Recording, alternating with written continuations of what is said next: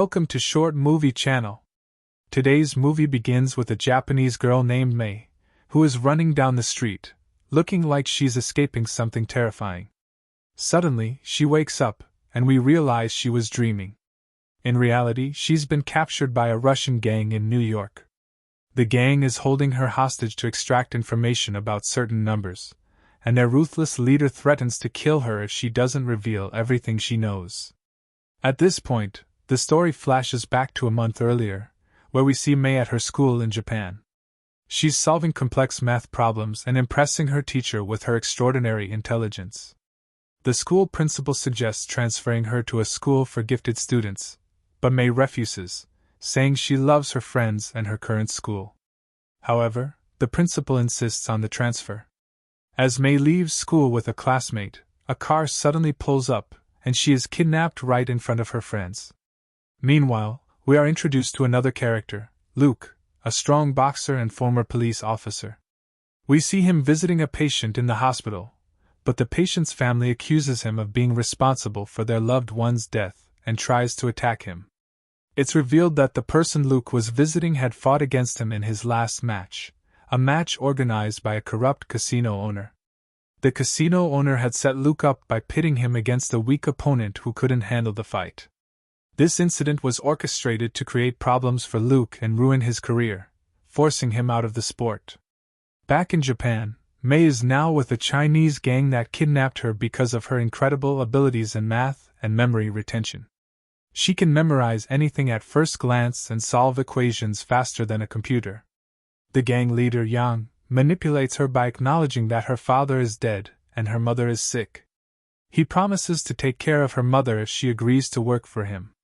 Yang decides to send her to New York with his assistant, Aman, to handle the gang's accounting work, using her memorization skills. Aman arranges a fake passport for Mei and smuggles her into New York with the help of a corrupt officer. On the other side, Luke receives a threatening call from the Russian gang and rushes to check on his wife, only to find the gang already there. They've tricked his wife into believing he's disappeared. The gang warns Luke that if he contacts her or reveals he's alive, they'll kill her. They also threaten to murder anyone who associates with him, leaving Luke isolated and forced to live as an outcast. After that, Luke takes his bag and decides where to go. While walking, someone tries to talk to him, but he remembers what the gang told him and refuses to respond to anyone. At the same time, Mai is walking with Aman, and he asks her about the documents and calculations he gave her yesterday. She manages to calculate all the work and numbers he provided, leaving Aman impressed with what she says.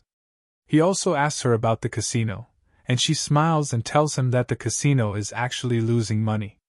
When he asks why it's losing money, she replies that there's embezzlement happening inside the casino. Aman takes Mai with him to the casino, where they confront the manager.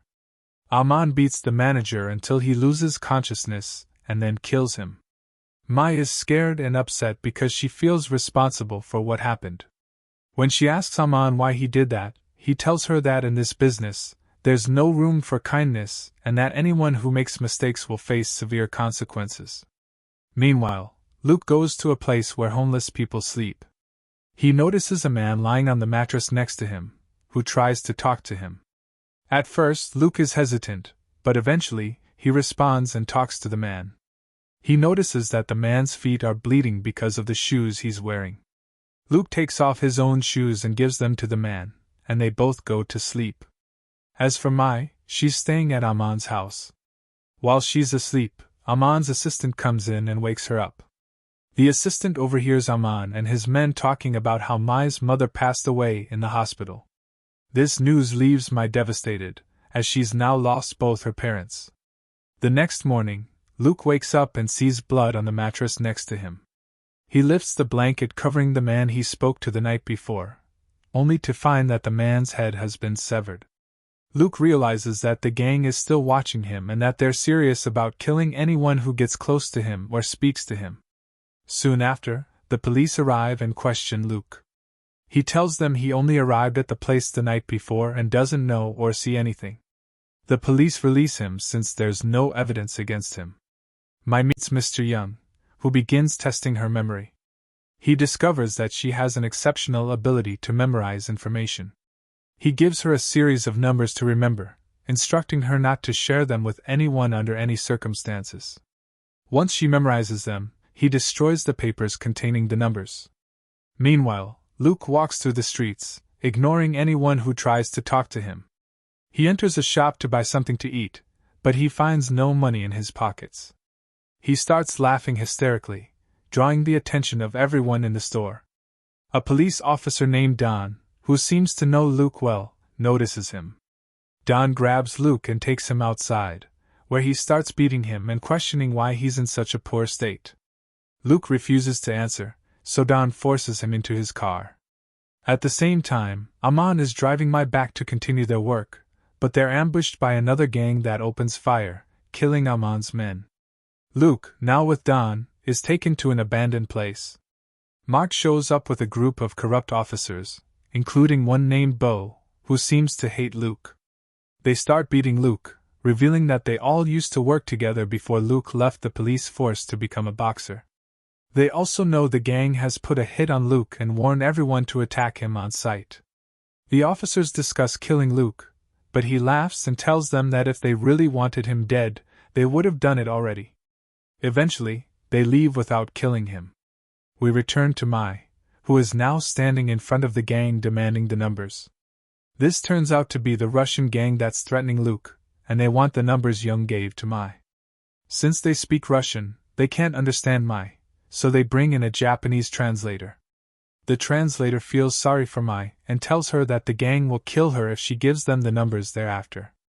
One of the gang members yells at the translator, demanding that she speak in Russian, but the translator refuses and continues speaking to Mai in Japanese. This angers the gang member, who ends up killing the translator. Suddenly, they hear noises outside and realize the police are there. Mark figures out that it's Bo and his team. Bo had been offered a large sum of money by the leader of the Japanese gang to rescue Mai. Mark approaches Bo and offers him double the amount the Chinese gang is paying if he withdraws his forces and leaves immediately. In the midst of everything happening, Mai manages to escape from the gang and the officer. Officer Bo contacts the Japanese gang and informs them that the Russians offered him money to back off. In the end, Bo agrees to the Japanese gang's offer, but Mark calls him to let him know that, unfortunately, the girl has escaped. Mark also tells him that if he manages to capture her, he'll get the money. At that time, Mai keeps running from place to place, chased by the Russian gang, the Japanese gang members, and even the private police. She keeps running until she reaches a subway station. Meanwhile, Luke happens to be at the same station, standing in front of the subway, contemplating throwing himself in front of it. However, he notices Mai looking around nervously, clearly scared of something. As Luke focuses, he spots members of the Russian gang, who he knows well, approaching Mai. The moment they see her, they start chasing her. Luke runs after her as well, attacking the gang members. He fights his way onto the subway, climbing over and through it, engaging in a fierce battle with the gang until he takes them all down. Finally, he confronts one gang member he recognizes, pulls out his gun, and finishes him off. Afterward, Luke approaches Mai to check on her, but she's scared of him too and runs away. While she's running, two men stop her in a car, claiming to be police officers who can protect her. Mai believes them and is about to get in the car when Luke shows up, knocks the two men out, grabs her hand, and tells her that in New York, you can't trust anyone. He explains that if she wants to survive, she needs to come with him. She listens and gets into the car with him, the same one the two men were in.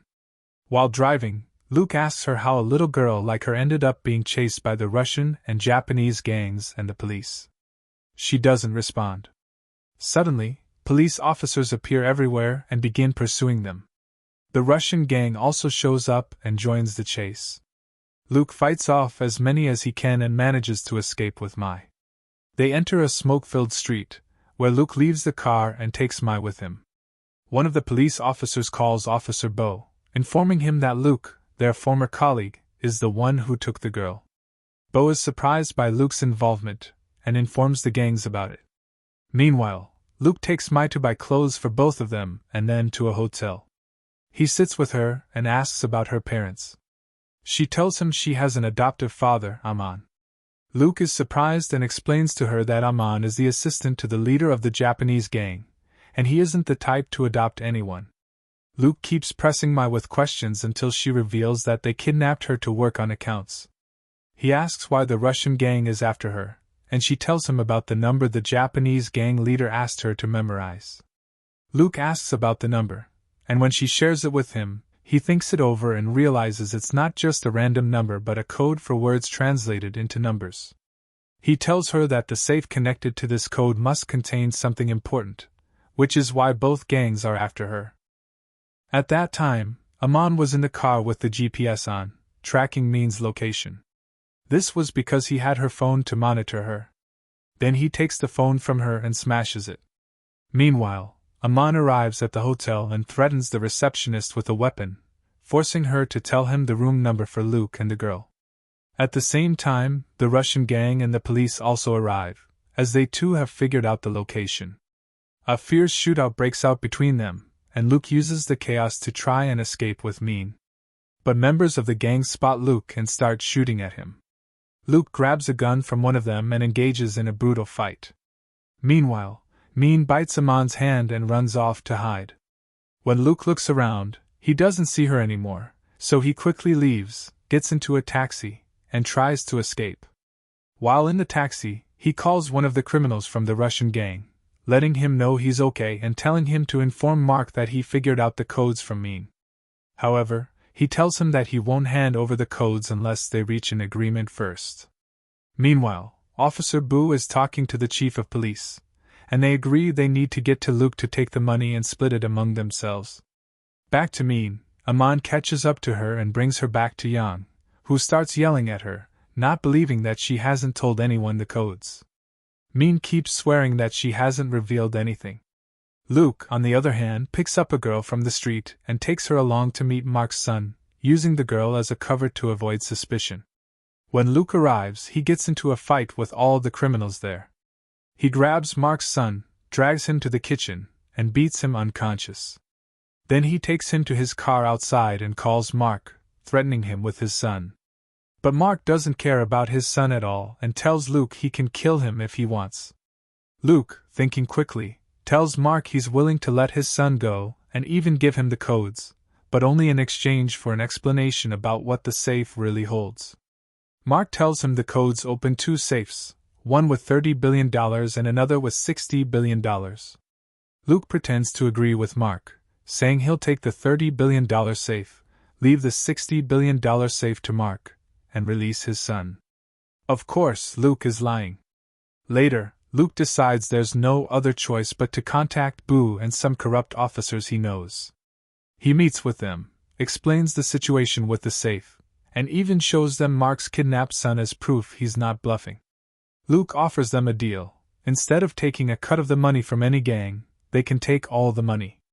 They agree to go with him to the Japanese gang's headquarters, wipe out everyone there, and get to the safe. That's exactly what happens. They head to the headquarters, kill everyone there, and reach the safe.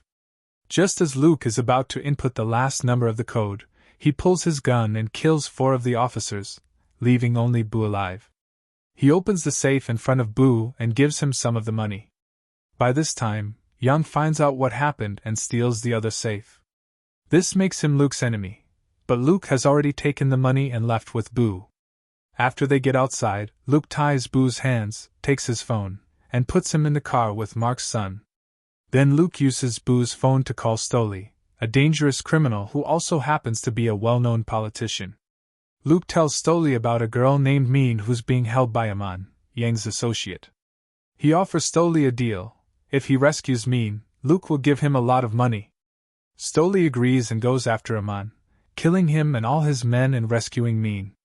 At this point, Luke heads to the police chief, threatening him at gunpoint and demanding the memory card containing evidence of all the corrupt officers' dirty dealings. The chief hands it over, and Luke leaves. He meets with Stoli, who tries to betray him by pointing a gun at Min. But Luke outsmarts Stoli, warning him that he could hand over the memory card to the federal government. Stoli gets nervous, giving Luke the opportunity to kill him.